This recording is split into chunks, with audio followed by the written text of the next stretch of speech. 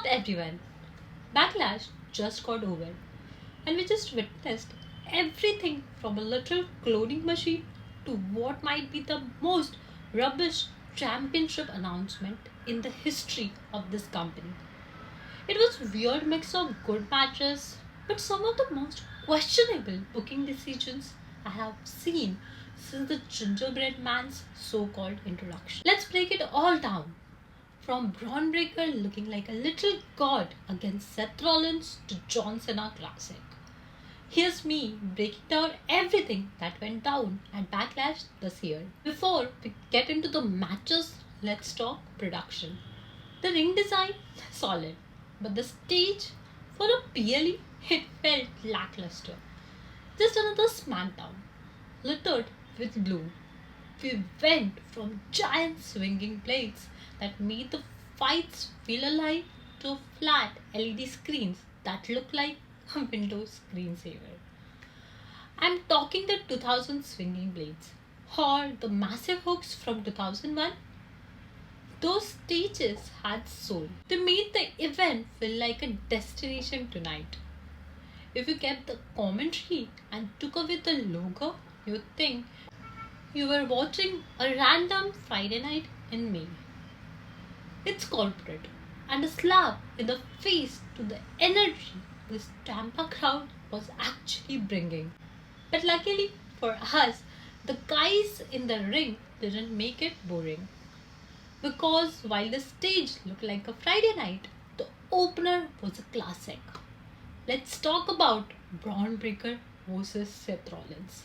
Braun comes out in that WCW style Steiner jacket and immediately the vibe changes. He looked like he was there to reclaim the throne. And from the opening bell, he didn't just compete, he dominated. For the first half of this match, he was all over Rollins. And here is where I have to address the commentary. Honestly, I hated it. We need better commentators, period. They kept harping on about Braun lacking experience. At the top level, are we serious? The guy was a dominant intercontinental champion.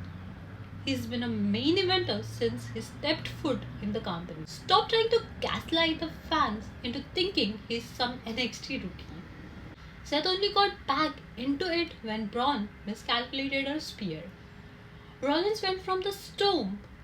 Braun countered and Seth had to improvise with a kick. Back-to-back high-level stuff. Was it perfect though? No. There were noticeable botches. Seth's neckbreaker and Braun's Frankensteiner spots were messy. But in a fight like this, it hardly matters. It made the match feel both desperate and gritty.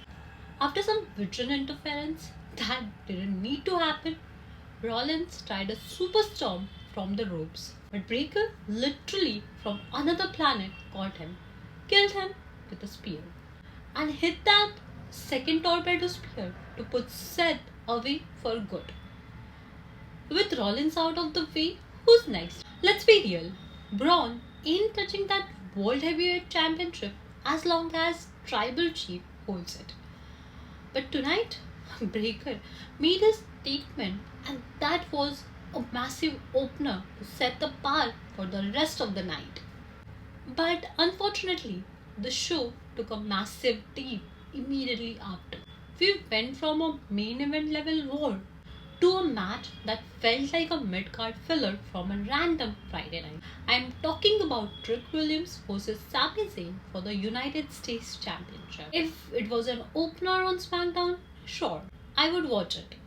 But for a premium live event, this was completely misplaced.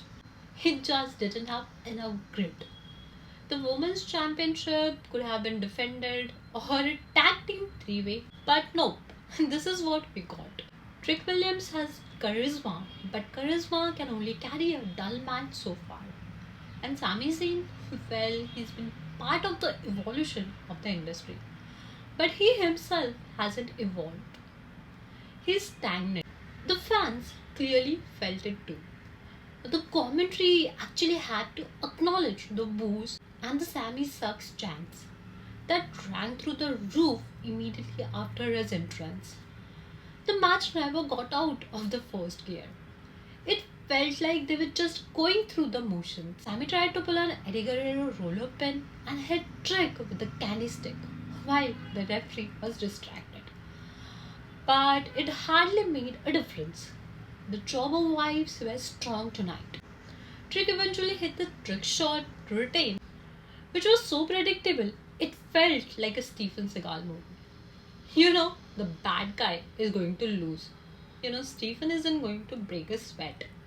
And there is zero chance of a plot twist. I know not everyone might feel this way, but when I watch a feud, right when I'm watching a rivalry play out on a screen, I'm mainly looking for a progression. Back in the day, a rivalry match would immediately transition into something insane on the big show. Think back to the Chris Jericho and X-Pac around 2000. They had their match at Unforgiven, but it didn't just end there with another normal match. They pushed it to the limit. They went into steel cage at No Mercy, had those high risk spots, and actually put the rivalry to rest in a way that felt fulfilling. That's exactly what I was expecting here. But instead, we got a match that could have been on SmackDown for all I care. WWE did pivot from this though, and I watched something so bizarre and fun that nothing else from the show could even come close to this one. Yes, I'm talking about the tag team match, the once in a lifetime tag team match between The Miz and Kit Wilson versus Danhausen and and Minihausen. Yes, that's right, Minihausen. Danhausen literally brings out a cloning machine to reveal a mini version of himself. I mean, if one wasn't enough already, WWE did drop a 2-minute promo before the match. A hype package produced by Very Nice, Very Evil Production, which was absolutely hilarious. It was so well produced that I literally rewatched it on YouTube last night. It made this tag match feel like the most entertaining thing on the show because they actually lean into the fun.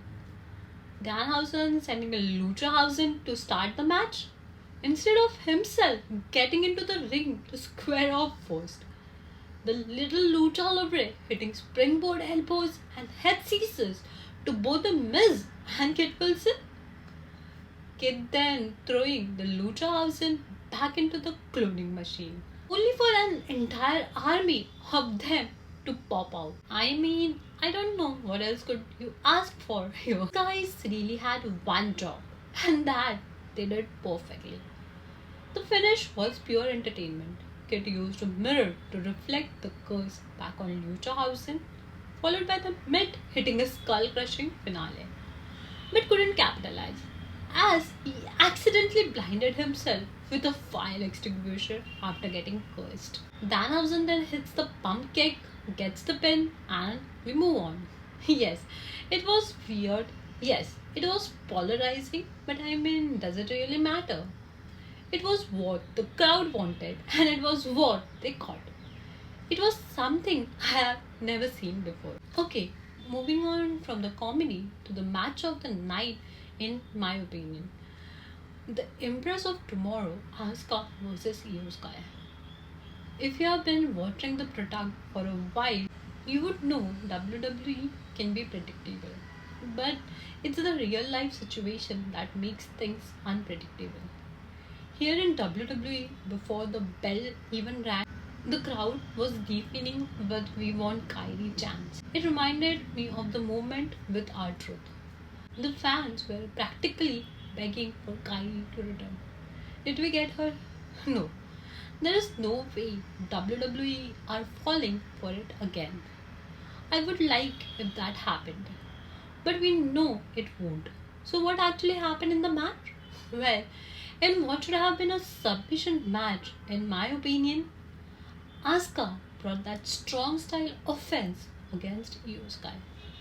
They went back and forth with submissions that lasted longer than both women's championship matches at Mania. Iyo won clean, which again was predictable. But these wrestlers did put on a show. The match itself wasn't dragged. Both the wrestlers hit their spots. But in my opinion, Asuka should have taken this one. She's been through a lot lately. She lost the tag titles when the Kylie incident happened, and now she's losing her momentum to the office favorite. Still a professional through and through, for showing that respect in the end. Let's talk a bit more about the aftermath of this match. After Iyo Sky got the pin, Asuka had a meltdown. What I saw was real life emotion. She kissed the crowd and looked like a woman who was walking out of a WWE ring for the last time. She was the glue where everyone else was gone. And tonight it felt like the weight of it all finally hit her. Even Becky on the post show acknowledged it, hinting that this felt like a final goodbye. If this was Asuka's way of saying she's done, it's heartbreaking. She gave everything to this business, even when the creative really didn't think much of her. And I'm not going to lie, I became emotional myself after watching it. If this is truly the end of the Empress in WWE, the division just lost its heartbeat. And right in my emotional moment comes out John Cena to ruin it. Folks, we are talking about a tournament, a premium live event called John Cena Classic, where the fans vote for the winner. Even if wrestler loses the match, they can still be the champion if they win the votes or a popularity contest. Here I am sitting thinking, oh, okay, it's gonna be Club WWE. Alright, let's talk about it and move on to the main event. But Cena comes out, announces something so bizarre. I mean, what is this? It's surely not wrestling. And I think even WWE is not sure about this because they did not had any logo or anything prepared. If the results of the match don't matter, what and why are we even watching?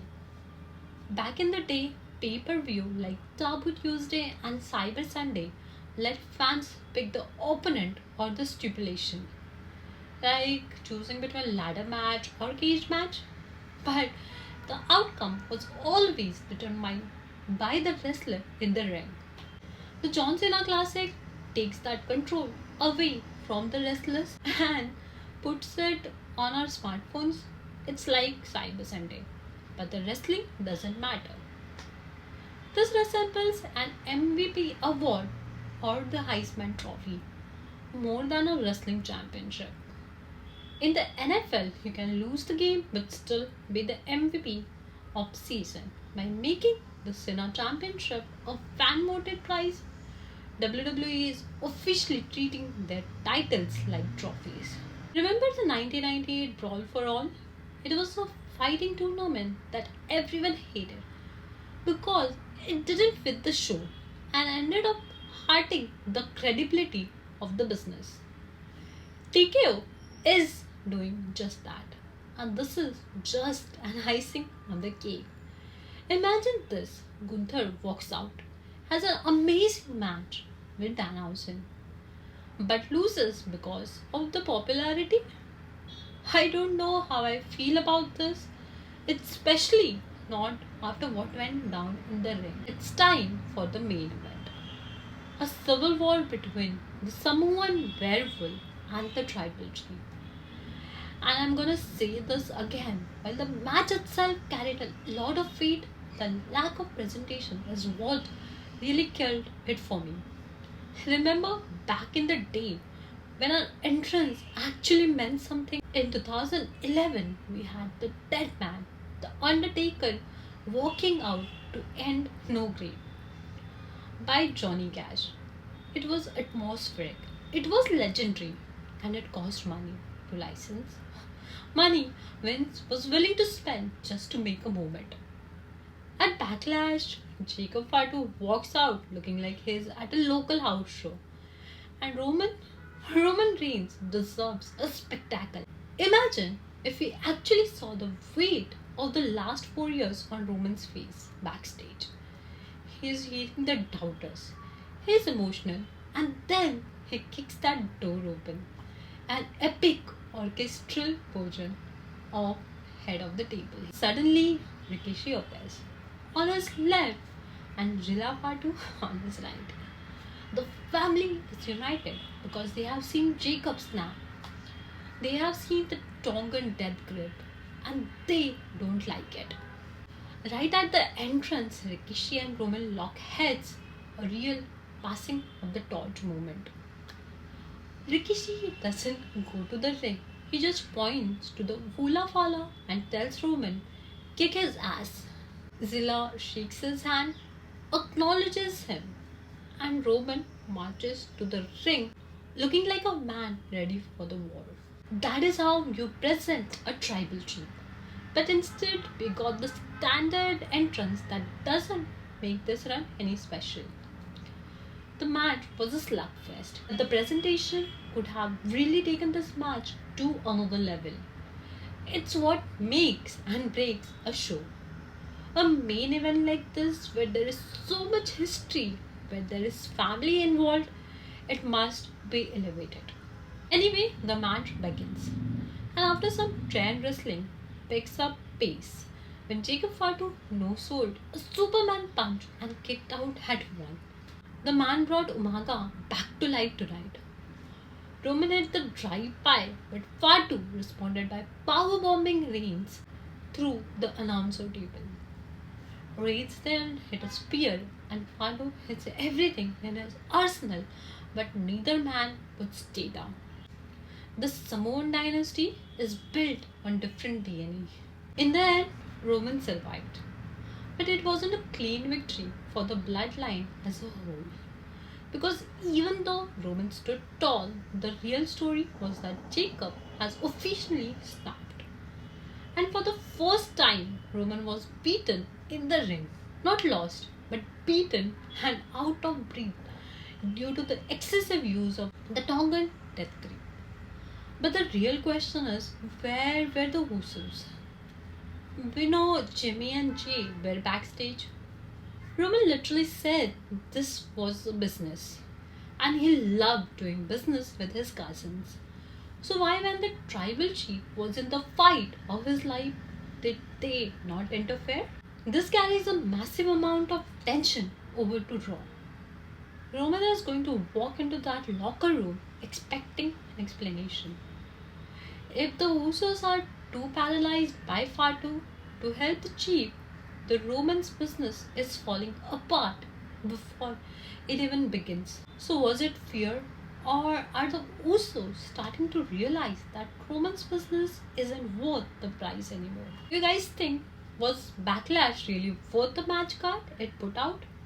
Drop your comments below, hit that like button, and I'll see you on the road to whatever madness Raw has in store for us.